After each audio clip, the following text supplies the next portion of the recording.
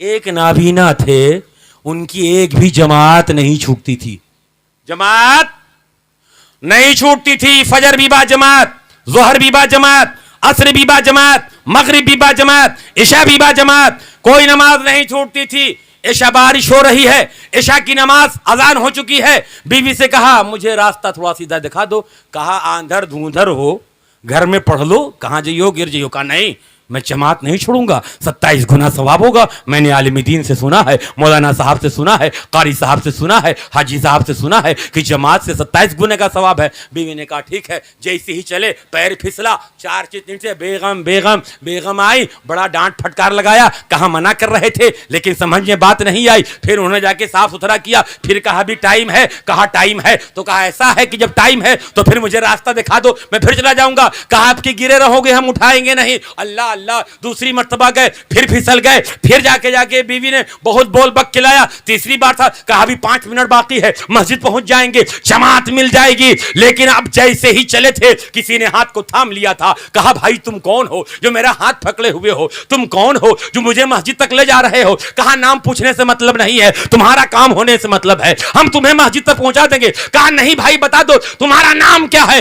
کہا نام سن کے تم لاہور پڑھو گے. کہا نہیں بتا دو نام کیا ہے. کہا جسے پوری دنیا میں لوگ ابلیس کہتے ہیں میں وہی ہوں. کہا لا حول ولا قوت الا باللہ. تو نے آ کر مجھے کیسے پکڑ لیا؟ کہا سن, جب تو پہلی بار گرا تو تیرا گرنا رب کو اتنا پسند آ گیا کہ تیرے پورے گھر والوں کی مغفرت فرما دیا.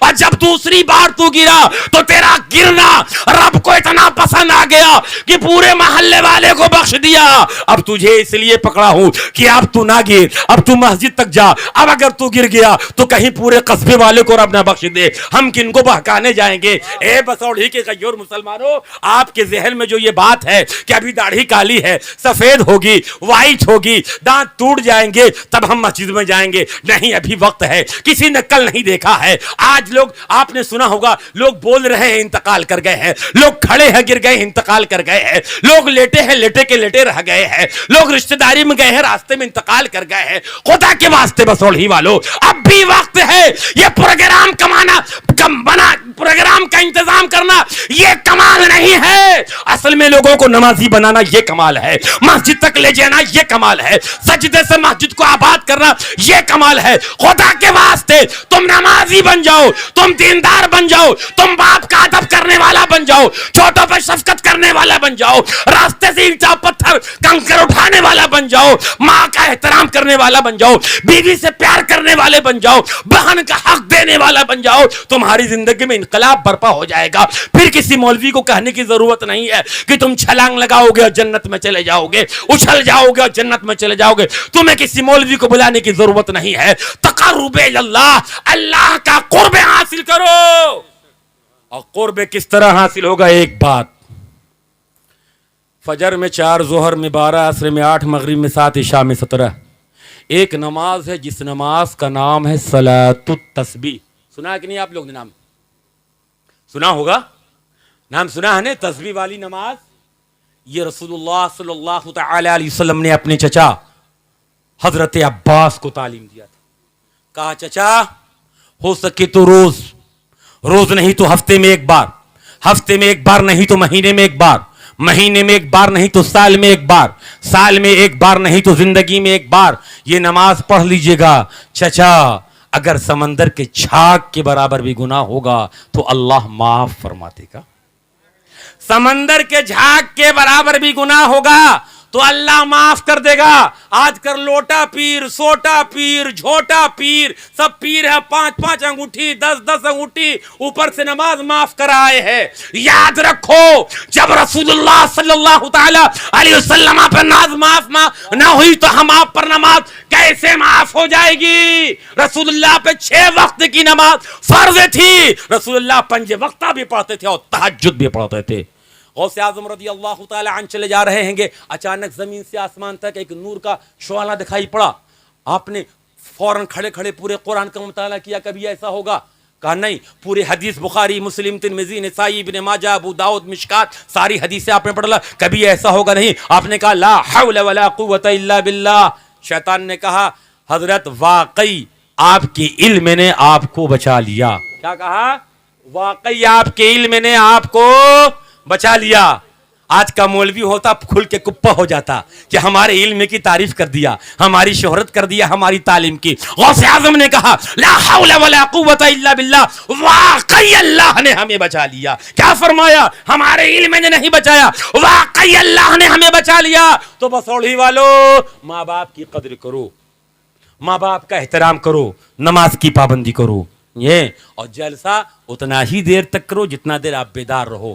نماز کو یہ اچھل کود, اب بڑا ہمارے بھائیوں کو برا لگا, کچھ بھائیوں کو. میں حق بات بول رہا تھا. ایک نعت پڑھو اعلیٰ حضرت کی, ایک نعت ہے کہ آدمی اگر 1 گھنٹہ پڑھے تو 1 گھنٹہ پڑھے گا, لیکن 2 شعر یہاں کا, 3 شعر وہاں کا, 5 شعر وہاں کا. میں کسی کی مخالفت نہیں کر رہا. میں آیا ہوں رائے بریلی سے, کوئی ہمارے رشتہ دار ہی بیٹھے ہوئے ہیں, کوئی رشتہ دار ہیں ہمارے خاندان کے ہیں, ہمارے حسب نسب کے ہیں. میں حق بات بول رہا تھا جو ڈنکے کے چوٹ پہ آج کے علماء کو بولنا چاہیے, حق بات بولنا چاہیے. آج اگر ہماری مسجدیں آباد ہو جائیں گی تو کوئی ہمیں تانا دینے والا نہ ہوگا.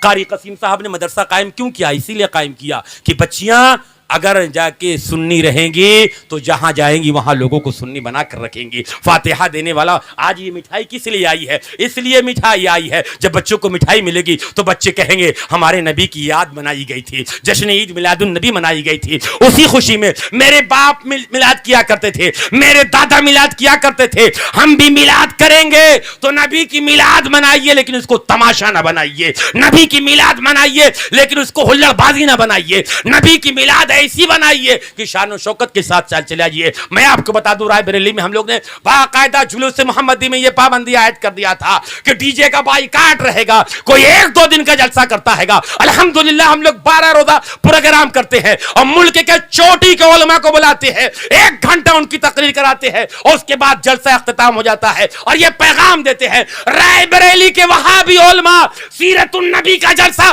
کرنے پر مجبور ہو گئے. ہم عید میلاد النبی کر رہے ہیں, وہ سیرت النبی کر رہے ہیں, بوکھلا گئے. اس لیے کہ دین کا کام ہو رہا ہے گا, محنت کا کام ہو رہا ہے گا, مسجد میں بلانے کا کام ہو رہا ہے گا, دعوت کا کام ہو رہا ہے گا, قرآن فیری پڑھانے کا کام ہو رہا ہے گا. ہم نے قاری صاحب سے پوچھا, قاری قسیم صاحب سے, کہ حضرت آپ نے بچوں کی فیس کیا رکھا ہے؟ اللہ ان کو عمر میں برکتیں عطا فرمائے, اللہ ان کے جذبے کو سلامت رکھے. حضرت نے فرمایا 100 روپیہ رکھا ہوں. بتائیے 100 روپے میں بھی اگر آپ کی بچی آ کر نہ پڑھ سکے تو کتنی افسوس کی بات ہے. 100 روپے میں آج کل ایک ٹیوٹر کو لگا لیجئے, میتھ کا 500, فزکس کا 500, جا کے سائیکولوجی کا 500, بایولوجی کا 500 اور دیگر کتاب کا ایک سبجیکٹ کا 500 روپیہ ایک ٹیوٹر لے رہا ہے گا.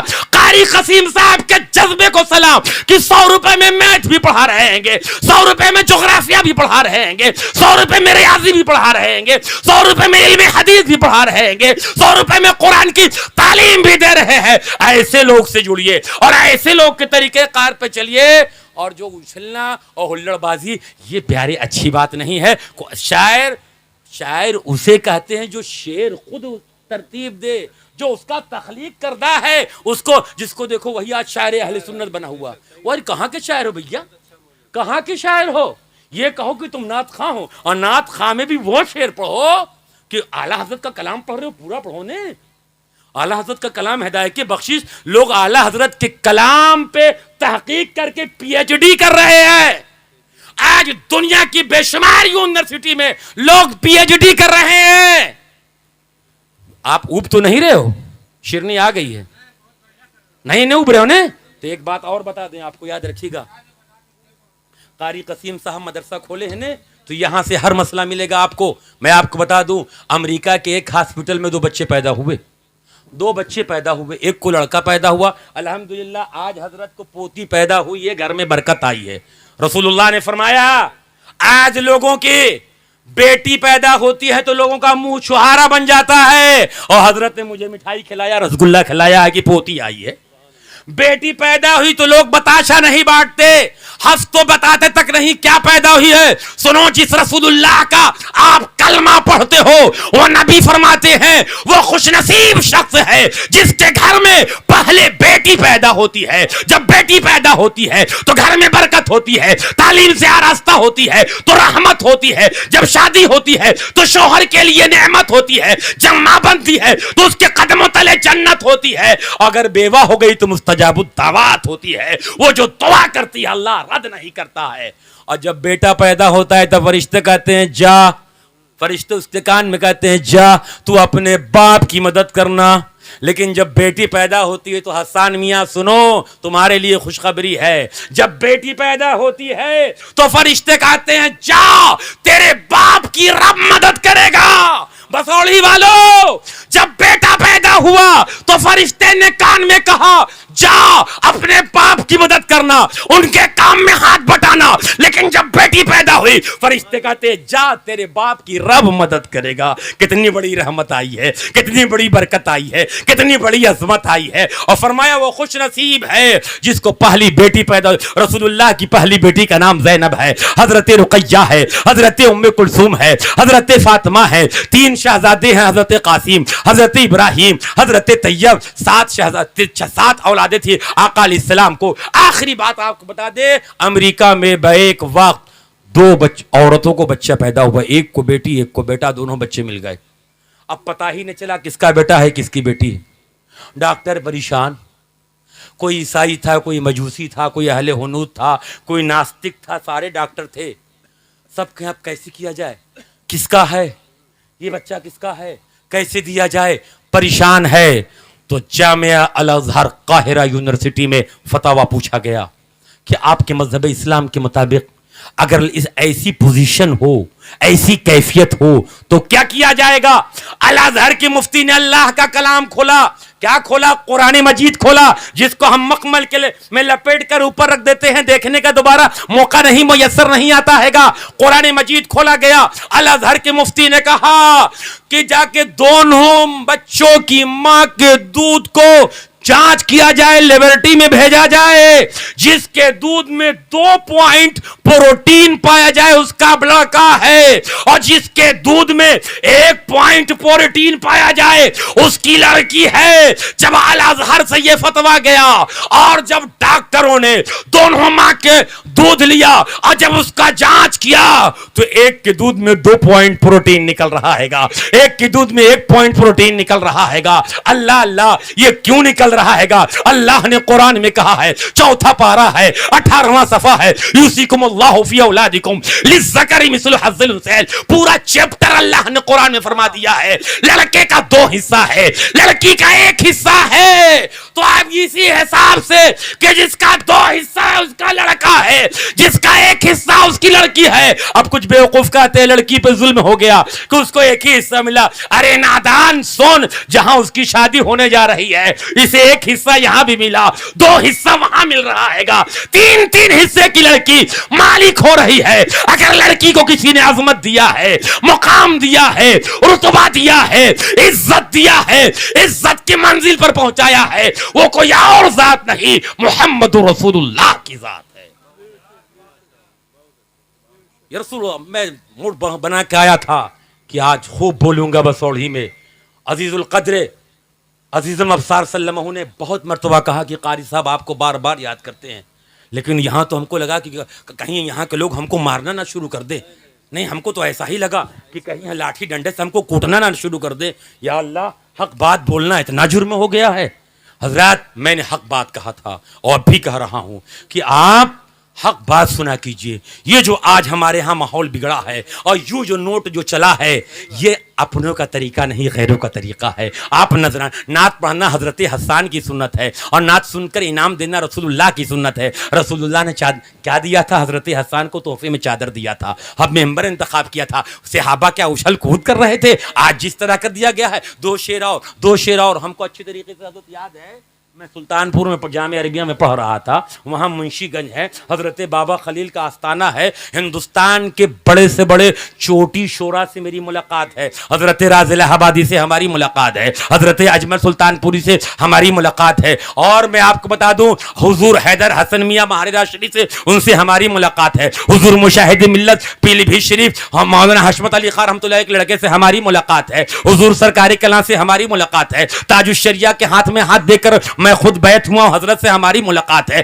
اپنے ہاتھ سے حضرت کو چائے میں نے پلایا, علامہ یاسین اختر مصباحی سے ہماری ملاقات تھی, اور خواجہ علم فن مفتی مظفر حسین صاحب, مفتی مطیع الرحمان صاحب, حضرت امیر ملت کی چھوچا جو 33 سال گھر سے باہر نہیں نکلے تھے, ان کے شہزادے تنویر بابا, اختر میاں, محمود میاں, اشرف میاں, بڑے بڑے اکابر علماء سے ہم نے ملاقات کیا ہے گا, بڑے بڑے شعراء کی ہم نے نعت سنی ہے. تو شعر کا عالم کیا ہے میں آپ کو بڑی ذمہ داری سے بتا دوں کہ منشی گنج سلطانپور میں مشاعرہ ہو رہا تھا تو اس میں 2 شاعر ہندوستان کے ٹاپ کے موجود تھے, اجمل سلطانپوری بھی موجود تھے, راز الہ آبادی بھی موجود تھے, جوہر کانپوری بھی موجود تھے, جوہر بجنوری بھی موجود تھے, ظفر جلال پوری بھی موجود تھے, تمام شعراء تھے.